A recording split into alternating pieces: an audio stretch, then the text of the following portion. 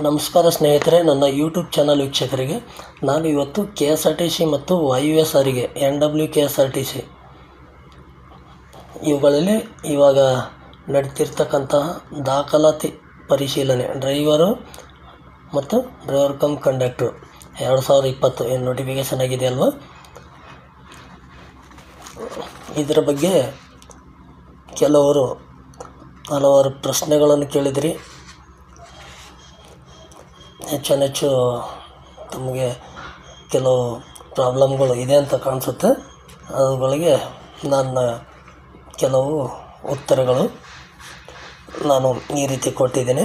ಇನ್ನೂ ಯಾರ್ಯಾರು ನನ್ನ ಚಾನಲ್ ಸಬ್ಸ್ಕ್ರೈಬ್ ಮಾಡಿಲ್ಲ ಅವರು ಸಬ್ಸ್ಕ್ರೈಬ್ ಮಾಡಿಕೊಂಡು ವಿಡಿಯೋ ನೋಡಿ ಎಂದು ಹೇಳುತ್ತಾ ಬನ್ನಿ ನೋಡೋಣ ಏನಿದ್ದಾವೆ ಆ ಪ್ರಾಬ್ಲಮ್ಗಳು. ಮತ್ತು ಈ KSRTC ಮತ್ತು YUS ಸಾರಿಗೆ ಕರೆಪತ್ರನ ಯಾವ ಥರ ಡೌನ್ಲೋಡ್ ಮಾಡ್ಕೋಬೇಕಂತ ನೋಡೋಣ ಬನ್ನಿ. ಫಸ್ಟು ಡೌನ್ಲೋಡ್ ಯಾವ ಥರ ಮಾಡ್ಕೋಬೇಕಂತಂದು ನೋಡಿ ಸ್ನೇಹಿತರೆ.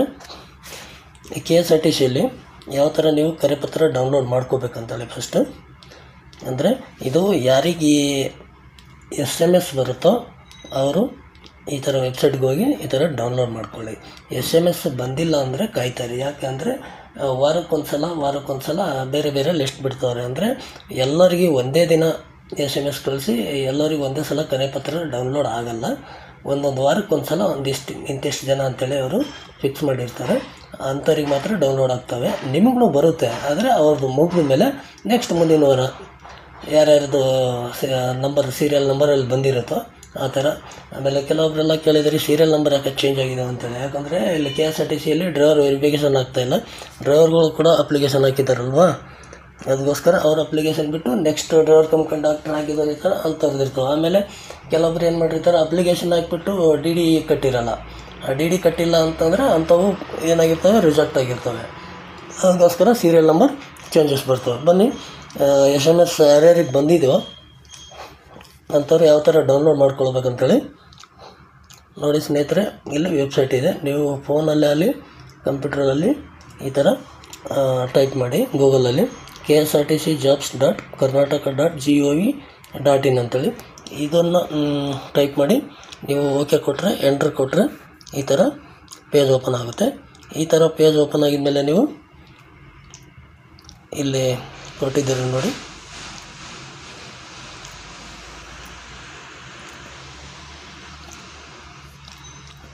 ಡೌನ್ಲೋಡ್ ಫಾರ್ ಕಾರ್ ಲೆಟರ್ ಅಂತೇಳಿ ಇಲ್ಲಿ ನೋಡಿ ಕೆಳಗಡೆ ಕಾಣಿಸ್ತಾ ಇಲ್ಲ ಇದು. ಇಲ್ಲಿ ನೋಡಿ ಡೌನ್ಲೋಡ್ ಅಂತೇಳಿದೆಯಲ್ಲ, ಅದರ ಮೇಲೆ ಓಕೆ ಕೊಡಿ. ಕಂಪ್ಯೂಟ್ರಲ್ಲಿದ್ದರೆ ಮೌಸ್ ತೊಗೊಂಡು ಅದ್ರ ಮೇಲೆ ಕ್ಲಿಕ್ ಮಾಡಿದ ಮೇಲೆ ನಿಮಗೆ ಬೇರೊಂದು ಪೇಜ್ ಓಪನ್ ಆಗುತ್ತೆ.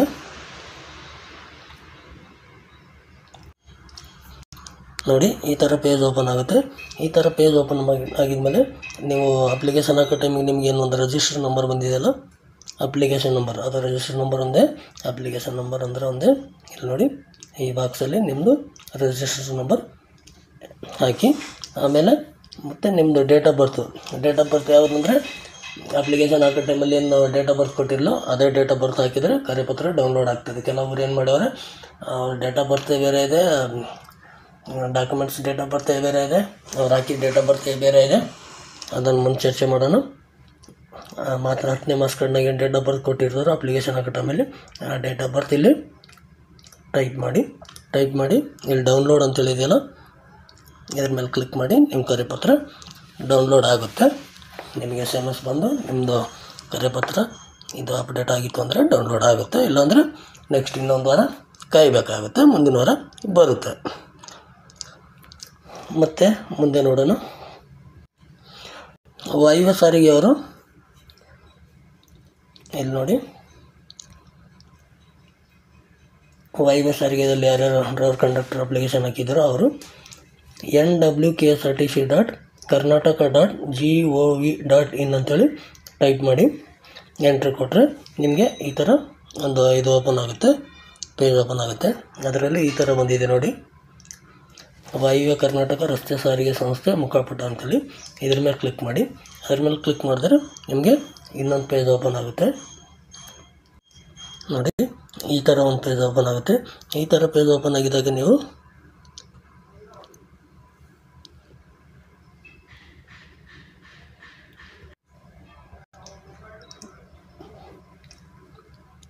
ನೋಡಿ ಇಲ್ಲಿ ನೋಡಿ ಜಾಹೀರಾತು ಸಂಖ್ಯೆ ಅಂತೇಳಿ ನಾನು ಮಾರ್ಕ್ ಮಾಡಿದ್ದೀನಿ. ಜಾಹೀರಾತು ಸಂಖ್ಯೆ ಅಂತೇಳಿ ಇದೆಯಲ್ವ, ಅದ್ರ ಮೇಲೆ ನೀವು ಕ್ಲಿಕ್ ಮಾಡಿ. ಕ್ಲಿಕ್ ಮಾಡಿದರೆ ನಿಮಗೆ ಇನ್ನೊಂದು ಪೇಜ್ ಓಪನ್ ಆಗುತ್ತೆ. ಈ ಥರ ವಾಯುವ್ಯ ಕರ್ನಾಟಕ ರಸ್ತೆ ಸಾರಿಗೆ ಸಂಸ್ಥೆ ಕೇಂದ್ರ ಕಚೇರಿ ಹುಬ್ಬಳ್ಳಿ ಅಂತೇಳಿ ಇಲ್ಲಿ ನೋಡಿ, ಇಲ್ಲೆಲ್ಲ ಡೀಟೇಲಾಗಿ ಕೊಟ್ಟಿದ್ದಾರೆ. ಇದನ್ನೆಲ್ಲ ಓದ್ಕೊಳ್ಳಿ. ಓದ್ಕೊಂಡಾಗಿದ್ಮೇಲೆ ಸ್ಕ್ರೋಲ್ ಡೌನ್ ಮಾಡಿ, ಅಂದರೆ ಕೆಳಗಡೆ ಸರ್ಸ್ಕೊಂಡು ಹೋಗಿ. ಕೆಳಗಡೆ ಸರ್ಸ್ಕೊಂಡು ಹೋಗಿದ್ಮೇಲೆ ಈ ಥರ ಬರುತ್ತೆ. ಇದರಲ್ಲಿ ನಿಮ್ಮದು ಹೆಸರಿದೆಯಾ ಅಂತ ನೋಡಿಕೊಳ್ಳಿ. ಮುಂದೆ ನೋಡಿ ನಿಮ್ಮದು ಅಪ್ಲಿಕೇಶನ್ ನಂಬರು, ನಿಮ್ಮ ಹೆಸರು, ನೀವು ಯಾವ ಪೋಸ್ಟಿಗೆ ಅಪ್ಲೈ ಮಾಡಿದ್ದೀರ, ಆಮೇಲೆ ನಿಮ್ಮ ಫೋನ್ ನಂಬರ್ ಯಾವ್ದು ಕೊಟ್ಟಿದ್ದೀರ, ನೀವು ಯಾವ ಡಿಸ್ಟ್ರಿಕ್ದವ್ರು ಇದ್ದೀರ, ನೀವು ಯಾವ ಡೇಟಿಗೆ ವೆರಿಫಿಕೇಷನ್ಗೆ ಬರಬೇಕು ಅಂತೇಳಿ ಡೇಟ್ ಕೊಟ್ಟಿದ್ದಾರೆ.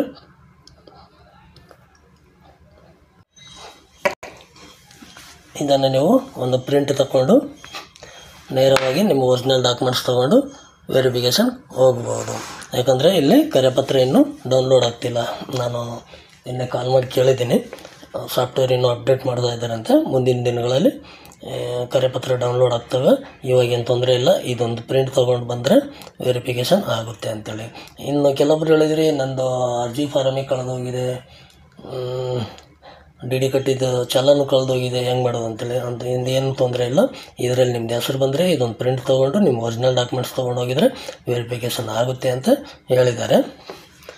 ಮುಂದೆ ನೋಡೋಣ ಏನೇನು ಪ್ರಾಬ್ಲಮ್ಗಳು, ನಮ್ಮ ಯಾವ್ಯಾವ ಸಮಸ್ಯೆಗಳು ಆಮೇಲೆ ಅಂತೇಳಿ. ಹಲವು ಸ್ನೇಹಿತರು ಕೇಳಿದಿರಿ ಏನೇನೆಲ್ಲ ಪ್ರಾಬ್ಲಮ್ಗಳು ಅಂತೇಳಿ ನೋಡೋಣ. ಅರ್ಜಿ ಹಾಕಿದ ಮೇಲೆ ನನ್ನ ಹತ್ತಿರ ಅರ್ಜಿ ಕಳೆದೋಗಿದೆ, ಏನು ಮಾಡೋದು? ಆಮೇಲೆ ಇನ್ನವರು ಡಿ ಅಥವಾ ಈ ಪೋಸ್ಟ್ ಆಫೀಸ್ ಚಾನಲ್ ಇರುತ್ತಲ್ಲ ಅದು ಕಳೆದೋಗಿದೆ, ನಡೆಯುತ್ತಾ? ಆಮೇಲೆ ಅರ್ಜಿ ಮತ್ತು ಡಿ ಎರಡೂ ಕಳೆದೋಗಿದ್ದಾವೆ, ನನ್ನ ಹತ್ರ ಏನೂ ಇಲ್ಲ, ಅವೆರಡೂ ಇಲ್ಲ, ಹೆಂಗೆ ಮಾಡೋದು? ಆವಾಗ ಕೊಟ್ಟ ಫೋನ್ ನಂಬರ್ ಕಳೆದೋಗಿದೆ, ಇವಾಗ ಬೇರೆ ಫೋನ್ ನಂಬರ್ ಇದೆ, ಆಗುತ್ತಾ ಅಂತೇಳಿ. ನನ್ನ ಹತ್ತಿರ ಅರ್ಜಿ ಸಂಖ್ಯೆಯಲ್ಲಿ ಅಂದರೆ ನಾನೇನು ಅವಾಗ ಅಪ್ಲಿಕೇಶನ್ ಹಾಕಿದ್ನಲ್ಲ ಅರ್ಜಿ ಸಂಖ್ಯೆ, ಆ ಅರ್ಜಿ ಸಂಖ್ಯೆನೇ ಇಲ್ಲ. ನಾನು ಯಾವ ಥರ ಕಾಲ್ ಲೆಟ್ರ್ ಡೌನ್ಲೋಡ್ ಮಾಡ್ಕೊಳ್ಬೋದು ಅಂತ. ಇನ್ನು ದಾಖಲೆಗಳು ಹಳೆವು ಇದ್ದಾವೆಲ್ಲ, ಆಮೇಲೆ ಹೊಸವು ಇದ್ದಾವೆ, ನಡೆಯುತ್ತಾ? ಆಮೇಲೆ ದಾಖಲೆಗಳು ಹಳೆವು ಯಾವುವೂ ಇಲ್ಲ, ಹೊಸವು ಮಾತ್ರ ಇದ್ದಾವೆ, ವೆರಿಫಿಕೇಷನ್ ಆಗುತ್ತಾ ಅಂಥೇಳಿ. ಎಲ್ಲ ಹೊಸ ದಾಖಲೆ ಇದ್ದಾವೆ, ನಡೆಯುತ್ತಾ ಅಂಥೇಳಿ. ಆಮೇಲೆ ಕಂಡಕ್ಟರ್ ಲೈಸೆನ್ಸ್ ಮಾಡಿ ಎಷ್ಟು ದಿನ ಆಗಿರಬೇಕು, ಯಾಕಂದರೆ ಡಿ ಎಲ್ಗೆ 2 ವರ್ಷ ಕೇಳ್ತಾ ಇದ್ದಾರಲ್ಲ, ಕಂಡಕ್ಟ್ರಿಗೆ ಎಷ್ಟು ದಿನ ಆಗಬೇಕು ಅಂತೇಳಿ. ಆಮೇಲೆ ಕಂಡಕ್ಟರ್ ಬ್ಯಾಡ್ಜ್ ಅಂಥೇಳಿ ಏನೋ ಕೇಳಿದಾರಲ್ಲ, ಕರ್ನಾಟಕ ಬ್ಯಾಡ್ಜ್ ಕಂಡಕ್ಟರ್ದು, ಅದು ಏನು ಸ್ವಲ್ಪ ಹೇಳಿ ಅಂಥೇಳಿ. ಆಮೇಲೆ ಕರೆಪತ್ರಗಳು ಡೌನ್ಲೋಡ್ ಆಗ್ತಿಲ್ಲ, ಏನು ಮಾಡೋದು ಅಂಥೇಳಿ. ಆಮೇಲೆ NWKSRTC ವೆಬ್ಸೈಟ್ ಲಿಂಕ್ ಕೊಡಿ ಅಂಥೇಳಿ. ಈ ಥರ ಎಲ್ಲ ಪ್ರಶ್ನೆಗಳು ಕೇಳಿದಿರಿ. ಅದಕ್ಕೇನು ಮಾಡಬೇಕು ಅಂದರೆ, ಅರ್ಜಿ ಹಾಕಿದ ಮೇಲೆ ನಿಮ್ಮ ಹತ್ರ ಅರ್ಜಿ ಫಾರಮ್ ಕಳೆದೋಗಿದ್ರೆ, ಆಮೇಲೆ ಡಿ ಪೋಸ್ಟ್ ಆಫೀಸ್ ಚಾನಲ್ ಏನು ಕಟ್ಟಿದ್ದೀರಲ್ಲ, ಫೀಸ್ ಕಟ್ಟಿದ್ರಲ್ಲ, ಅದನ್ನು ಕಳೆದೋಗಿದ್ರೆ ಏನೂ ತೊಂದರೆ ಇಲ್ಲ, ನಿಮ್ಮದು ವೆರಿಫಿಕೇಷನ್ ಆಗುತ್ತೆ. ನೀವೇನು ಮಾಡಬೇಕಂದ್ರೆ ನಿಮ್ಮ ಮೊಬೈಲಿಗೆ ಒಂದು SMS ಬರುತ್ತೆ, ಅದರಲ್ಲಿ ನಿಮ್ಮದು ಅರ್ಜಿ ನಂಬರ್ ಕೂಡ ಬರುತ್ತೆ. ಆವಾಗ ನೀವೇನು ಮಾಡೋದು, ಆ ಅರ್ಜಿ ನಂಬರ್ ಹಾಕಿ ನಿಮ್ಮ 10ನೇ ಕ್ಲಾಸ್ ಮಾರ್ಕ್ಸ್ ಕಾರ್ಡ್ನಾಗ ಇರ್ತದಲ್ಲ ಡೇಟ್ ಆಫ್ ಬರ್ತು, ಅದೇ ನಿಮ್ಮ ಡೇಟ್ ಆಫ್ ಬರ್ತ್ ಆಗಿರ್ತದೆ. ಬೈ ಚಾನ್ಸ್ ನೀವೇನಾದರೂ ಅದು ಮಿಸ್ ಆಗಿ ಬೇರೆ ಡೇಟ್ ಆಫ್ ಬರ್ತ್ ಹಾಕಿದ್ರೂ, ಅದು ಬೇರೆ ಡೇಟ್ ಆಫ್ ಬರ್ತ್ ಹಾಕಿದ್ದು ಅದೇ ಡೇಟ್ ಆಫ್ ಬರ್ತ್ ಹಾಕಿ ನೀವು ಕರೆಪತ್ರ ಡೌನ್ಲೋಡ್ ಮಾಡ್ಕೊಂಡು ಹೋಗಿ ವೆರಿಫಿಕೇಷನ್ಗೆ ಹೋಗಿದ್ದಾಗ ಅಲ್ಲಿ ಆಯ್ಕೆಯ ಸಮಿತಿಯವ್ರನ್ನ ರಿಕ್ವೆಸ್ಟ್ ಮಾಡಿಕೊಡಿ, ಸರ್ ನಾನು ಡಾಕ್ಯುಮೆಂಟ್ಸನ್ನಾಗಿ ಈ ಡೇಟ್ ಆಫ್ ಬರ್ತ್ ಇದೆ, ನಾನು ಮಿಸ್ ಆಗಿ ಈ ಡೇಟ್ ಆಫ್ ಬರ್ತ್ ಆಗಿದ್ದೀನಿ ಸರ್ ಅಂಥೇಳಿ ರಿಕ್ವೆಸ್ಟ್ ಮಾಡಿಕೊಂಡ್ರೆ ಅವರು ಸರಿ ಮಾಡಿಕೊಡ್ತಾರೆ. ಅರ್ಜಿ ಫಾರಮು ಡಿ ಎರಡೂ ಕಳೆದೋದ್ರೂ ಏನೂ ತೊಂದರೆ ಇಲ್ಲ. ಅವ್ರಿಗೆ ಬೇಕಾಗಿರೋದೇನು ಕರೆಪತ್ರ, ನೀವೇ ಇದ್ದಿರೋ ಇಲ್ಲ ಅಂಥೇಳಿ. ನೀವೇ ಇದ್ದಿರೋ ಇಲ್ಲ ಅಂಥೇಳಿ ಅವ್ರಿಗೆ ಗೊತ್ತಾಗೋಕ್ಕೆ ನೀವು ಯಾವುದೋ ಒಂದು ID ಕಾರ್ಡು, ಯಾವುದೋ ಆಧಾರ್ ಕಾರ್ಡು, ಪ್ಯಾನ್ ಕಾರ್ಡು, ಈ ಥರ ಗೌರ್ಮೆಂಟ್ದು ಯಾವುದನ್ನು ID ಪ್ರೂಫ್ ಇರ್ತದೆ, ನಿಮ್ಮ ಫೋಟೋ ಇರೋದಂತ ಎಂಥದ್ದು ಅಂತ ತೊಗೊಂಡೋದ್ರೆ ನೀವೇ ಅಂಥೇಳಿ ಅವ್ರಿಗೆ ಗೊತ್ತಾಗ್ತದೆ, ವೆರಿಫಿಕೇಷನ್ ಮಾಡ್ಕೊತಾರೆ ಬೇರೆ ಕರೆಪತ್ರ ಮೇಲೆ. ಆಮೇಲೆ ಈ NWKSRTC ಕರೆಪತ್ರನೆಲ್ಲ ಸರ್ ನನ್ನ ಹತ್ರ ಡಾಕ್ಯುಮೆಂಟ್ಸ್ಗಳನ್ನೂ ಇಲ್ಲ, ಆಮೇಲೆ ಡಿ ಚಲನ್ನೂ ಇಲ್ಲ, ಅಪ್ಲಿಕೇಶನ್ ಫಾರಮ್ಮು ಇಲ್ಲ, ಇಲ್ಲಿ ಕರೆಪತ್ರಗಳು ಬರ್ತಾಯಿಲ್ಲ, ಏನು ಮಾಡೋದು ಅಂತೇಳಿ. ತೊಂದರೆ ಇಲ್ಲ, ಅವರು ಒಂದು ಏನು ಲಿಸ್ಟ್ ಬಿಟ್ಟಿದ್ದಾರಲ್ಲ, ಆ ಲಿಸ್ಟ್ ಪ್ರಿಂಟ್ ತೊಗೊಂಡು ನೀವು ನಿಮ್ಮ ಒರಿಜಿನಲ್ ಡಾಕ್ಯುಮೆಂಟ್ಸ್ಗಳು ಎಲ್ಲನೂ ಆಮೇಲೆ ಜೊತೆಗೆ 2 ಸೆಟ್ ಜೆರಾಕ್ಸ್ ತೊಗೊಂಡು ಹೋಗಿದರೆ ವೆರಿಫಿಕೇಷನ್ ಆಗುತ್ತೆ. ಏನು ತೊಂದರೆ ಇಲ್ಲ. ಅವಾಗ ಕೊಟ್ಟಿದ್ದ ಫೋನ್ ನಂಬರ್ ಕಳೆದೋಗಿದೆ ಸರ್, SMS ಬರುತ್ತಾ ಏನಿಲ್ವಾ? ಆವಾಗ ಕೊಟ್ಟಿದ್ದ ಫೋನ್ ನಂಬರಿಗೆ SMS ಹೋಗುತ್ತೆ. ಅದು ಫೋನ್ ಚಾಲು ಅದು ಬಂದದು ಗೊತ್ತಿಲ್ಲ, ಒಟ್ಟಿನಾಗ ಅದಕ್ಕೆ SMS ಹೋಗುತ್ತೆ. ನೀವೇನು ಮಾಡಬೇಕು ಅಂದರೆ ವಾರಕ್ಕೊಂದ್ಸಲಿಗೆ ವೆಬ್ಸೈಟ್ನ ಚೆಕ್ ಮಾಡಬೇಕು. ಅದ್ರಾಗ ಲಿಸ್ಟ್ ಹಾಕಿರ್ತಾರೆ, ಈ ವಾರ ಯಾರ್ಯಾರ್ದು ವೆರಿಫಿಕೇಷನ್ ಇರುತ್ತೆ ಅಂಥೇಳಿ. ಅದರಲ್ಲಿ ನಿಮ್ಮ ಹೆಸರು ಇತ್ತು ಅಂದರೆ ನೀವು ನಿಮ್ಮ ಅರ್ಜಿ ಸಂಖ್ಯೆ ಮತ್ತು ಡೇಟ್ ಆಫ್ ಬರ್ತ್ ಹಾಕಿ ಕರೆಪತ್ರನ ಡೌನ್ಲೋಡ್ ಮಾಡಿಕೊಂಡು ನಿಮ್ಮ ಎಲ್ಲ ಒರಿಜಿನಲ್ ಡಾಕ್ಯುಮೆಂಟ್ಸ್ಗಳು ತೊಗೊಂಡು ವೆರಿಫಿಕೇಷನ್ ಹೋಗ್ಬೋದು. ಹೋಗಿದ್ಮೇಲೆ ಇವಾಗ ನಿಮ್ಮ ಹತ್ರ ಯಾವತ್ತು ಫೋನ್ ನಂಬರ್ ಇರುತ್ತೋ ಆ ಫೋನ್ ನಂಬರು ಅಲ್ಲಿ ವೆರಿಫಿಕೇಷನ್ ಆಗೋ ಟೈಮಲ್ಲಿ ಕೊಟ್ಟು ಅಪ್ಡೇಟ್ ಮಾಡಿಸಿದರೆ ನೆಕ್ಸ್ಟ್ ಮುಂದಿನ ಪ್ರೊಸೆಸ್ ಏನಿರ್ತದೋ ಆವಾಗ ನಿಮಗೆ SMS ಬರುತ್ತೆ.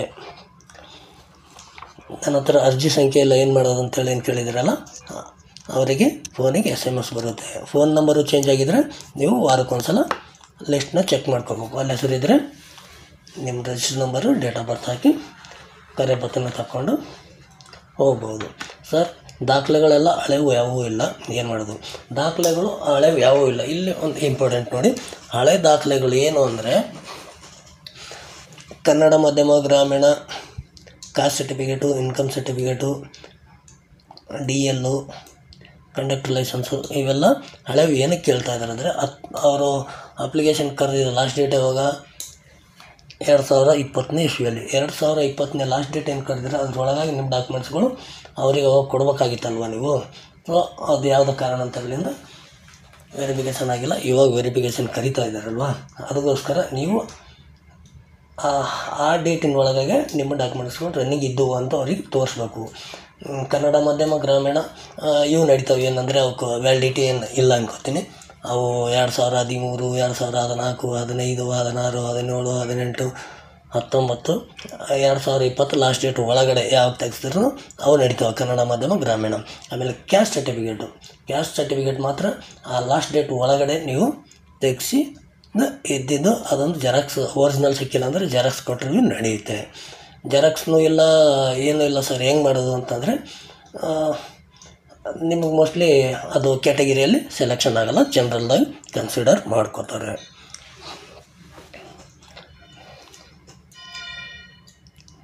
ಆಮೇಲೆ ಅಪ್ಲಿಕೇಶನ್ ಹಾಕೋ ಟೈಮಲ್ಲಿ ಸರ್ ನಾನು ಕನ್ನಡ ಮಾಧ್ಯಮ ಅಂತೇಳಿ ಕೊಟ್ಟೆ, ಇವಾಗ ನನ್ನ ಹತ್ರ ಕನ್ನಡ ಮಾಧ್ಯಮ ಇಲ್ಲ, ಕನ್ಫ್ಯೂಸ್ ಆಗಿ ಕೊಟ್ಬಿಟ್ಟಿದ್ದೀನಿ, ಏನಾಗುತ್ತೆ ಅಂತೇಳಿ. ಅವ್ರು ಇವಾಗ ವೆರಿಫಿಕೇಷನ್ಗೆ ಹೋಗಿದಾಗ ನೀನು ಕನ್ನಡ ಮಾಧ್ಯಮ ಅವರಿಗೆ ಸಬ್ಮಿಟ್ ಮಾಡಿಲ್ಲ ಅಂದರೆ ಅವ್ರು ಏನು ಮಾಡ್ತಾರೆ, ಕನ್ನಡ ಮಾಧ್ಯಮ ಇಲ್ಲ ಅಂತೇಳಿ ಅಪ್ಡೇಟ್ ಮಾಡ್ಕೋತಾರೆ. ಅವಾಗ ನಿನಗೇನಾಗುತ್ತೆ, ಏನು ವೆರಿಫಿಕೇಷನ್ ಆಗುತ್ತೆ, ತೊಂದರೆ ಇಲ್ಲ. ಆದರೆ ಕನ್ನಡ ಮಾಧ್ಯಮದಾಗ ಏನು ನಿನಗೆ ರಿಸರ್ವೇಷನ್ ಸಿಗ್ತಿತ್ತು ಅದು ರಿಸರ್ವೇಷನ್ ಸಿಗೋಲ್ಲ. ಅದೇ ಥರ ಗ್ರಾಮೀಣ ಕೂಡ ಹಾಗೇನೆ, ನಿಮ್ಮ ಪೇಪರ್ ಸಬ್ಮಿಟ್ ಮಾಡಿದೆ ಅವಾಗ ಅಂತೇಳಿ ಹಾಕಿ ಸಬ್ಮಿಟ್ ಮಾಡಿದೆ ಅಂದರೆ ರಿಸರ್ವೇಷನ್ ಸಿಗುತ್ತೆ. ಸೊ ಆವಾಗ ನೋ ಅಂಥೇಳಿ ಇವಾಗ ಹೋಗಿ ಕೊಟ್ಟರೆ ಅದು ತೊಗೊಳ್ಳಲ್ಲ ವೆರಿಫಿಕೇಷನ್. ಇದು ಕನ್ನಡ ಇದು ಗ್ರಾಮೀಣ ಅವರು ಇದು ತೊಗೊಳ್ಳಲ್ಲ. ಅವಾಗ ಏನು ಅಂತೇಳಿ ಆಗಿ ಇವಾಗ ಡಾಕ್ಯುಮೆಂಟ್ಸ್ ಕೊಟ್ಟಿಲ್ಲ ಅಂದರೆ ಅದರ ರಿಸರ್ವೇಷನ್ ಸಿಗೋಲ್ಲ, ಅಷ್ಟೇ ವೆರಿಫಿಕೇಷನ್ ಆಗುತ್ತೆ. ಆಮೇಲೆ ಕಂಡಕ್ಟರ್ ಲೈಸೆನ್ಸು, ಡ್ರೈವರ್ ಲೈಸೆನ್ಸ್ ಕೂಡ ಅದೇ ಥರ ಲಾಸ್ಟ್ ಡೇಟ್ ಒಳಗಡೆ ನಂದು ಲೈಸೆನ್ಸು ರನ್ನಿಂಗ್ ಇತ್ತು ಅಂತ ತೋರಿಸ್ಬೇಕು. ಅಂದರೆ ಇವಾಗ 3-4 ವರ್ಷ ಆಯ್ತಲ್ವ, ಎಲ್ಲರದ್ದು DLಗಳು driving licence, conductor licence renewal ಆಗಿರ್ತವೆ. ರಿನ್ಯೂವಲ್ ಆಗಿದ್ದು ಇದು ಹೊಸ ಲೈಸೆನ್ಸು ಪ್ಲಸ್ ಹಳೆ ಲೈಸೆನ್ಸ್ ಯಾವುದಾದ್ರೂ ಜೆರಾಕ್ಸ್ ಕೊಟ್ಟರು ನಡೆಯುತ್ತೆ. ಜೆರಾಕ್ಸ್ ಇಲ್ಲ ನಿಮ್ಮ ಹತ್ರ ಅಂದರೆ RTO ಆಫೀಸ್ನಾಗ ಹೋಗಿ ನೀವು ನಿಮ್ಮದು DL ನಂಬರ್ ಕೊಟ್ಟು, ಸರ್ ನಮ್ಮದು ಇದು DLದು ಎಕ್ಸ್ಟ್ರಾಟ್ ಬೇಕು, ಕಂಡಕ್ಟರ್ ಲೈಸೆನ್ಸ್ದು ಎಕ್ಸ್ಟ್ರಾಟ್ ಬೇಕು ಅಂತ ಹೇಳಿದರೆ ನಿಮಗೊಂದು ಇದು ಕೊಡ್ತಾರೆ. ಅದರಲ್ಲಿ ನೀವು ಯಾವಾಗ ಲೈಸೆನ್ಸ್ ತೆಗ್ಸಿದ್ದೀರೋ ಅವಾಗಿನದು ಇವಾಗಿನ ತನಕ ಎಲ್ಲ ಡೀಟೇಲ್ ಇರುತ್ತೋ ಅದು ತಂದು ಕೊಟ್ಟರೆ ಆಗುತ್ತೆ. ಆಮೇಲೆ ಅರ್ಜಿ ಹಾಕುವಾಗ ಕೆಲವೊಬ್ಬರು ಅರ್ಜಿ ಹಾಕುವಾಗ ಇದು ಯೋಜನೆ ನಿರಾಶ್ರಿತ ಆವಾಗ ನೋ ಅಂತೇಳಿ ಹಾಕಿದ್ದಾರೆ. ಅದೇ ಡೇಟ್ ಒಳಗಡೆ ಅವ್ರ ಹತ್ರ